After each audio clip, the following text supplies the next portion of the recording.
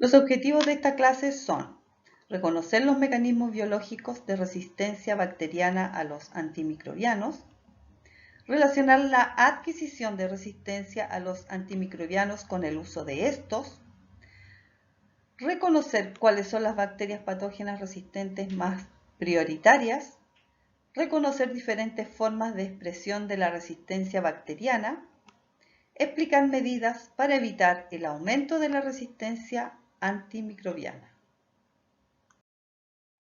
La significancia del descubrimiento de los antimicrobianos por el inglés Dr. Alexander Fleming en el año 1928 cambiaron la historia para muchas personas y para la humanidad.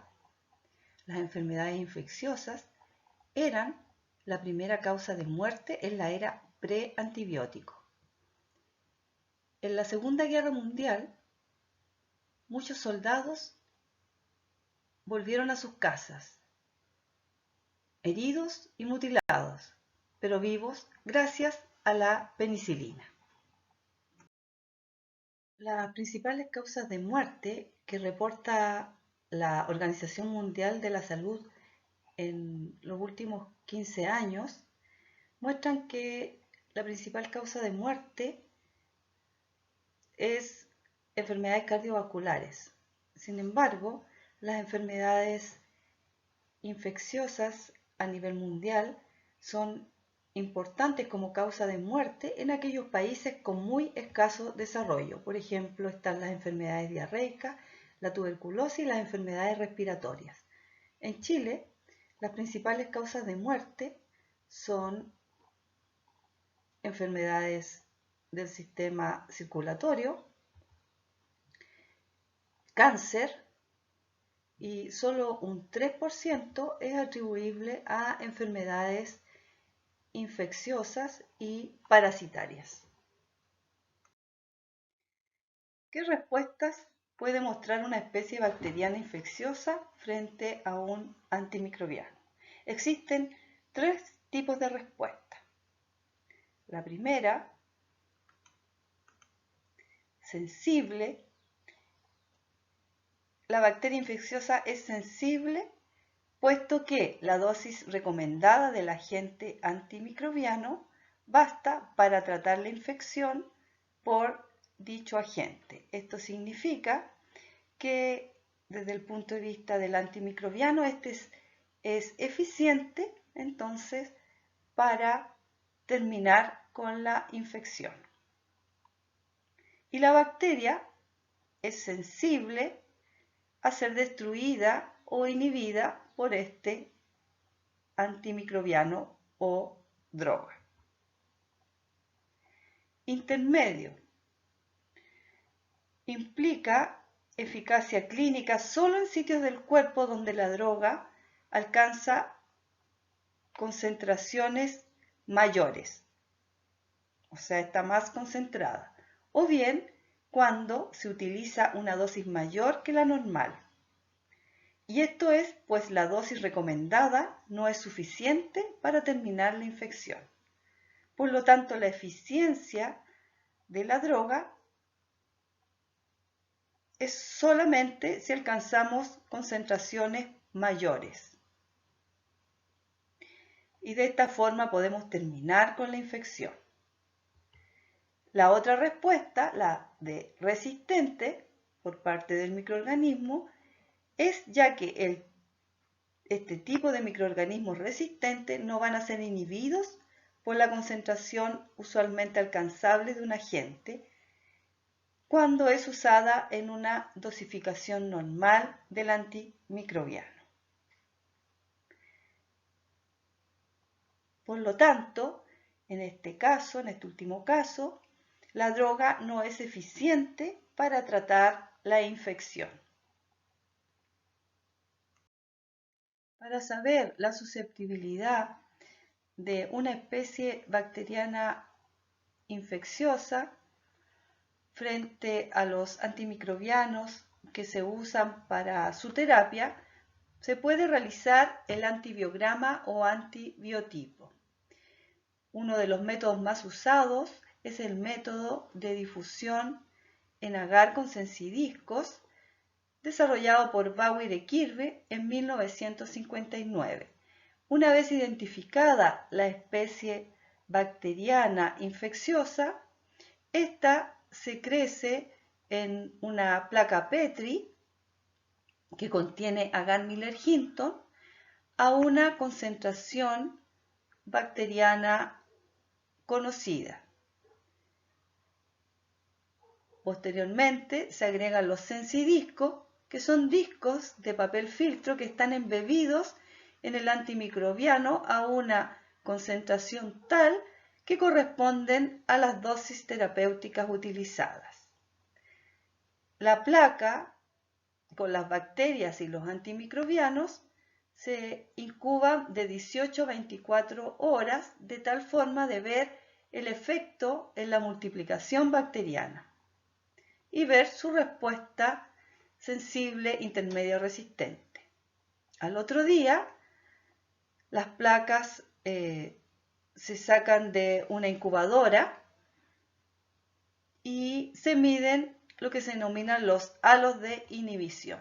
Ahí se muestra un sensidisco rodeado de un halo en donde no hubo crecimiento bacteriano.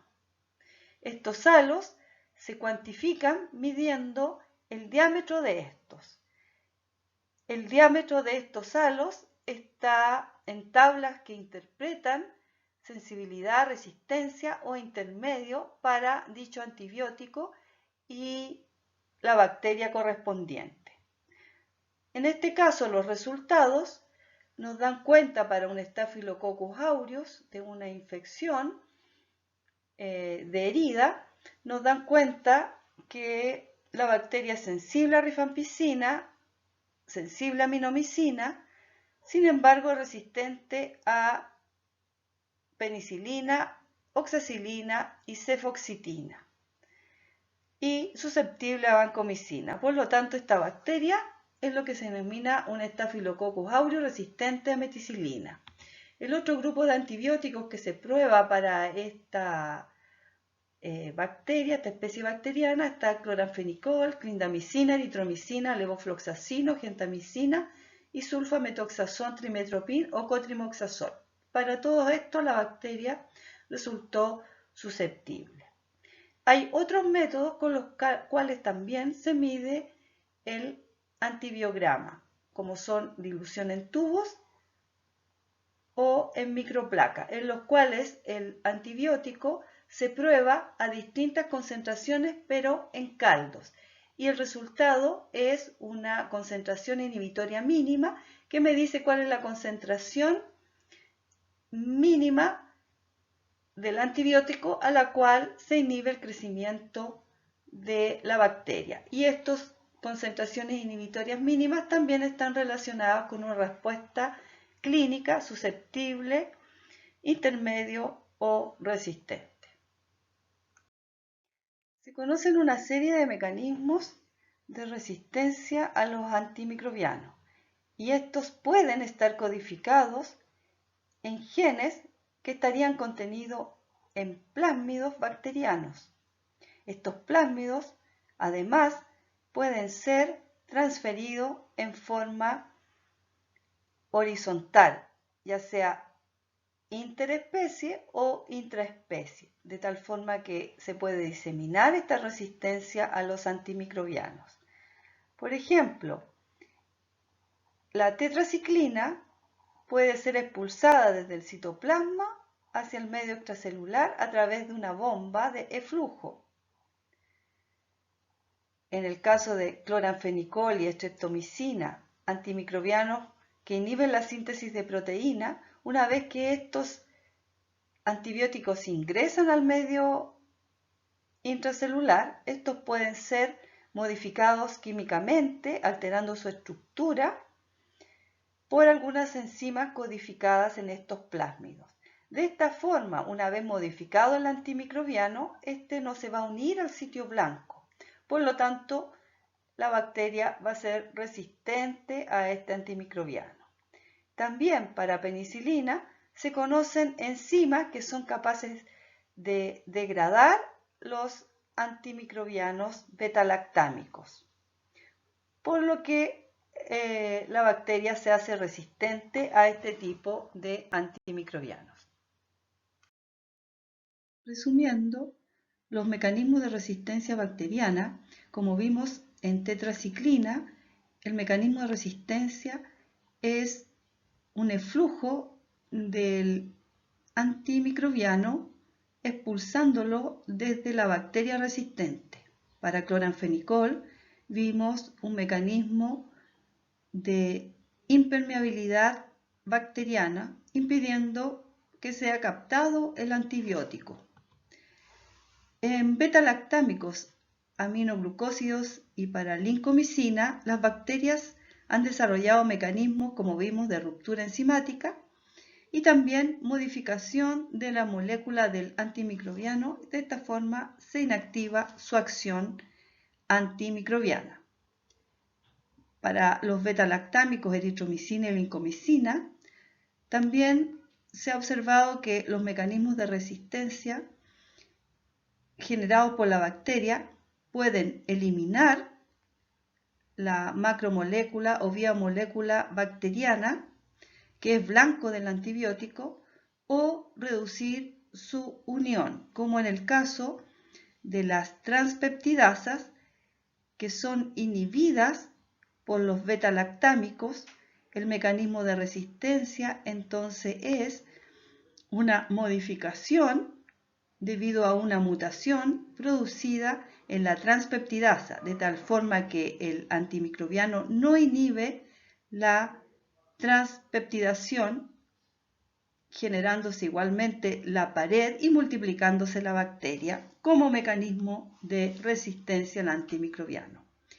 Y para las sulfonamidas trimetoprim, cotrimoxazol, se ha observado que las bacterias como mecanismo de resistencia son capaces de sobreproducir la enzima que es inhibida por estos antimicrobianos.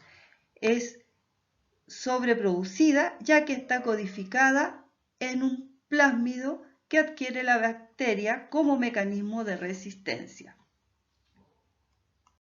¿Cómo pueden adquirir resistencia a los antibióticos las bacterias?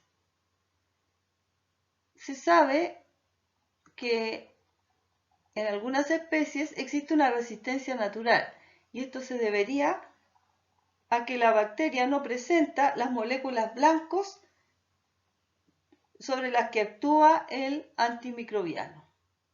También existe la posibilidad de una impermeabilidad natural de la bacteria frente a un determinado microorganismo.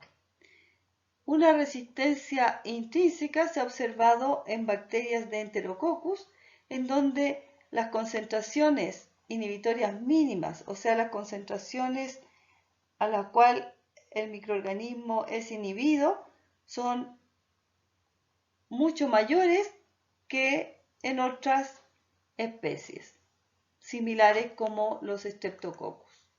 La resistencia adquirida, por otra parte, consiste en la adquisición de mecanismos de resistencia a través de la transferencia genética horizontal, a través de la conjugación, en donde los genes de resistencia son transferidos a través de plásmidos, o a través de la transducción, donde los genes de resistencia son adquiridos a través de infección por bacteriófagos, o a través de la transformación, en donde los genes de resistencia provienen de una bacteria que ha liberado su material genético por lisis, y este material puede ingresar a una bacteria que va a adquirir la resistencia. También existe una resistencia adquirida en forma espontánea a través de las mutaciones. Una de cada 100 millones o de 1000 millones de bacterias va a tener una mutación espontánea, lo que se observa en la resistencia a las quinolonas y fluoroquinolonas debido a una mutación espontánea en el gen que participa en la replicación del ADN, el gen de la girasa A. Este tipo de mecanismos de resistencia son muy importantes en Mycobacterium tuberculosis. Un ejemplo de resistencia debida a mutaciones espontáneas es la resistencia a ciprofloxacino en enterobacterias, como por ejemplo las Escherichia coli, que causan infecciones de tracto urinario. Encontramos bacterias con resistencia, aquellas que presentan dos mutaciones específicas en el gen de la ADN girasa. Por lo tanto, la enzima no es inhibida por este antibiótico. Resistencia intermedia se relaciona con solo una mutación en la ADN girasa y la bacteria va a ser sensible cuando no presenta mutaciones y por lo tanto es inhibida por el antimicrobiano. Adicionalmente, resistencia para este antimicrobiano puede estar mediada por eflujo e impermeabilidad.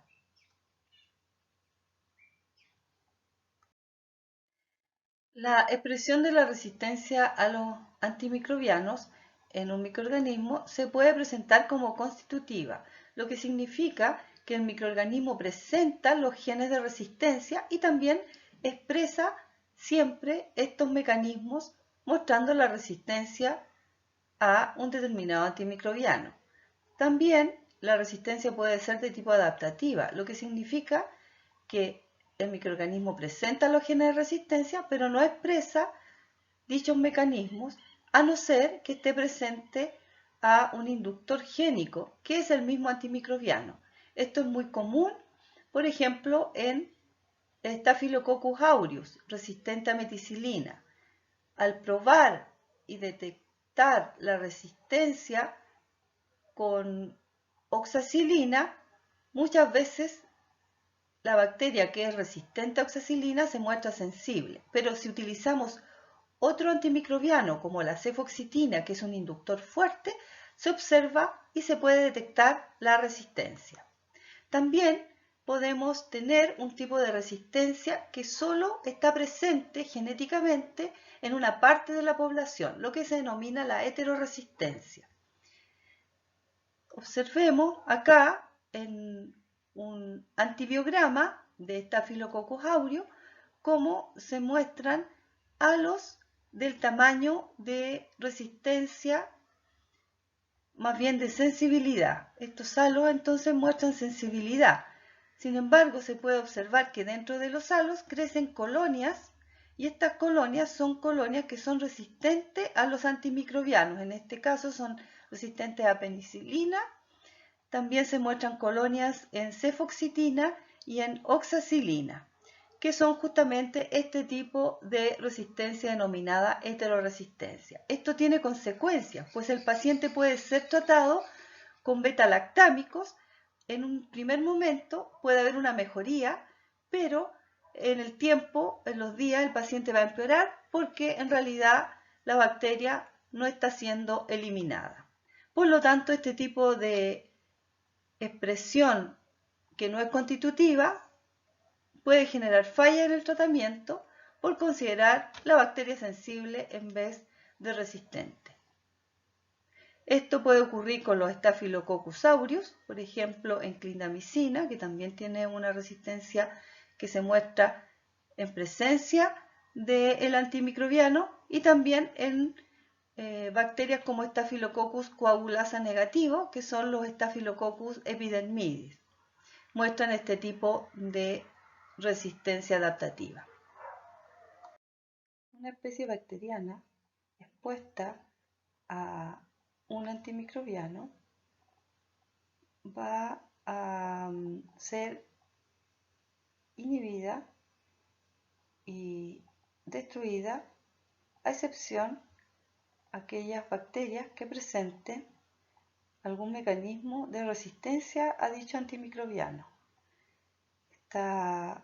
Estas bacterias con los determinantes de resistencia va a sobrevivir y se va a multiplicar y va a constituir una población de bacteria que va a ser resistente a los antimicrobianos. En realidad, la resistencia a los antimicrobianos es un mecanismo adaptativo que contribuirá a la virulencia de la bacteria. Este tipo de adaptación es una adaptación como la que plantea Darwin, en donde aquel que tiene los mecanismos de resistencia va a poder sobrevivir. Esto explica por qué inmediatamente de la utilización de los antimicrobianos en el siglo pasado ya surge la resistencia, por ejemplo, de Staphylococcus a penicilina.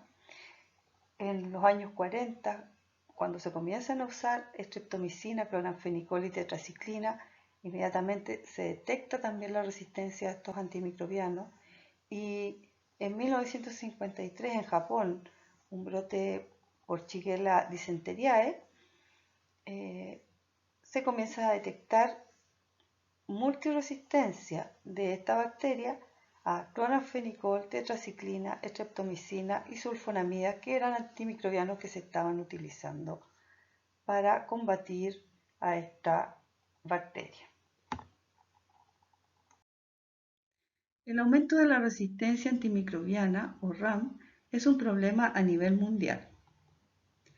Sin embargo, existen variaciones a nivel local y realidades en diferentes países. La resistencia antimicrobiana está presente en bacterias, pero también en parásitos, hongos y en virus.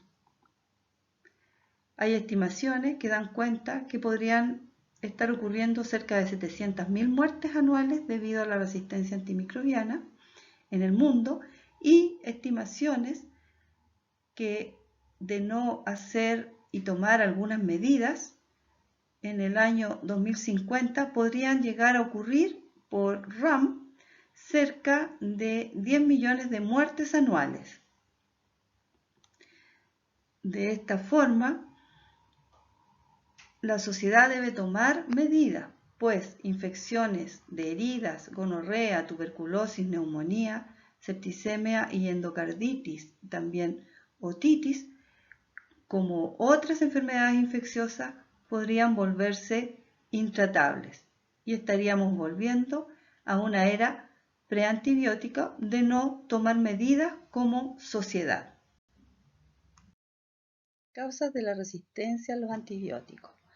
Una de las causas es la alta prescripción de antimicrobianos, incluso cuando ellos no son necesarios, por ejemplo, en las infecciones virales, lo que favorece entonces el aumento de la resistencia bacteriana. Que el paciente no complete el tratamiento, eso también favorece el surgimiento de la resistencia a los antimicrobianos. El uso de antibióticos en animales como promotor de crecimiento a nivel de ganadería y piscicultura. El control inadecuado de las infecciones a nivel hospitalario, lo que puede favorecer que pacientes que no tienen infecciones puedan adquirirlas a nivel hospitalario. La falta de higiene puede favorecer la transmisión y la adquisición de bacterias resistentes tanto en las personas como a nivel de la industria de alimentos. Y además la falta de desarrollo de nuevos antimicrobianos. Las bacterias pueden presentar resistencia a un antimicrobiano, sin embargo, las hay que adquieren resistencia a 3 o más antimicrobianos, por lo que se les denomina MDR o bacterias multidrogo resistentes. También hay bacterias que pueden tener resistencia a todos los antimicrobianos conocidos. En los hospitales, debido a que se tratan enfermedades infecciosas con los antimicrobianos, es un lugar en donde se seleccionan bacterias con resistencia antimicrobiana. De especial importancia son las bacterias gram positivas, por ejemplo, los enterococos. Los enterococos son bacterias que se encuentran como microbiota en el intestino. Estas bacterias tienen resistencia natural a los beta-lactámicos, la que también puede estar asociada a resistencia a otros antimicrobianos como los aminoglucósidos, la tetraciclina, cotrimazol, y también pueden tener resistencia a vancomicina. Recordar que la vancomicina es un antimicrobiano de segunda línea, o sea, que este se va a utilizar cuando las bacterias tengan resistencia a los antimicrobianos de primera línea. Otras bacterias gram positivas, el Staphylococcus resistente a meticilina, lo que se debe a que esta bacteria tiene un gen particular, el gen MECA, que va a codificar para una proteína de unión a penicilina, la PBP2A. Esta es una transpeptidasa que participa de la síntesis del péptido glucano y esta enzima no es inhibida por los beta-lactámicos. Por lo tanto, estas cepas son resistentes a los antimicrobianos beta-lactámicos. Y muchas veces esta resistencia está asociada a resistencia a otros grupos de antimicrobianos. Estas cepas resistentes a meticilina pueden causar infecciones de tejidos blandos, abscesos, bacteriemia, osteomelitis, entre otras infecciones de importancia. Y estas infecciones pueden adquirirse a nivel hospitalario como en la comunidad, al parecer, porque estas cepas se han de alguna forma diseminado. Las infecciones por el Staphylococcus resistente a meticilina son tratadas con vancomicina. Por lo tanto, es importante vigilar la susceptibilidad a vancomicina. Sin embargo, cepas resistentes a vancomicina o cepas SARS de Staphylococcus aureus no se han aislado en Chile, pero sí a nivel mundial. Y sin embargo, se han aislado cepas con resistencia intermedia a vancomicina, las denominadas cepas VISA. En relación a las bacterias gram negativas, las enterobacterias, Klebsiella pneumoniae y Escherichia coli, presentan particularmente las beta-lactamasas de espectro extendido. Estas son enzimas que degradan los beta-lactámicos como mecanismo de resistencia. Estas bacterias gram negativas pueden causar infección de secreciones respiratorias, también infecciones urinarias y bacteriemias. Estas bacterias resistentes a los beta-lactámicos entonces pueden ser tratadas con los antibióticos carbapenemas. Sin embargo, en la actualidad se detectan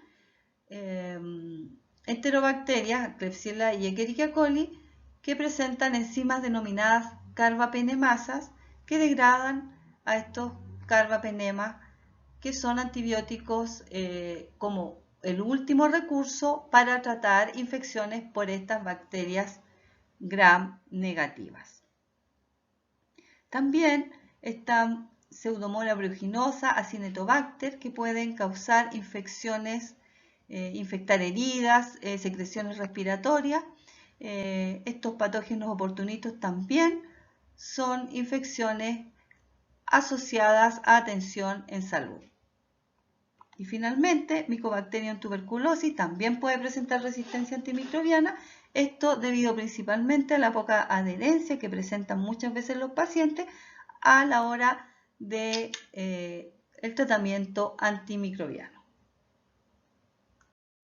¿Qué medidas tomar para evitar el aumento de la resistencia y revertir el efecto que ha tenido el uso excesivo de los antimicrobianos? Desde hace más de 10 años que existe la preocupación y tanto médicos, infectólogos, científicos, microbiólogos, se han sentado a pensar qué hacer para revertir esta situación. Una de las medidas que se ha propuesto es generar redes de vigilancia de la resistencia bacteriana. Esto significa detectar la presencia de bacterias resistentes tanto en hospitales, en el medio ambiente, como en animales, de tal forma de poder controlar el uso excesivo de los antimicrobianos. El uso racional de los antimicrobianos a nivel hospitalario, disminuir el uso en agricultura y animales, educar a pacientes y que solo los antimicrobianos sean utilizados bajo prescripción médica. Es muy común que los pacientes se automediquen, lo que por supuesto genera un aumento de la resistencia. Aumentar el diagnóstico de los agentes infecciosos, lo que permite detectar la resistencia o susceptibilidad de estos antimicrobianos y así usar en forma eficiente los antimicrobianos que están disponibles. Además, la búsqueda de alternativas de tratamientos no antimicrobianas, por ejemplo, con probióticos o con bacteriófagos.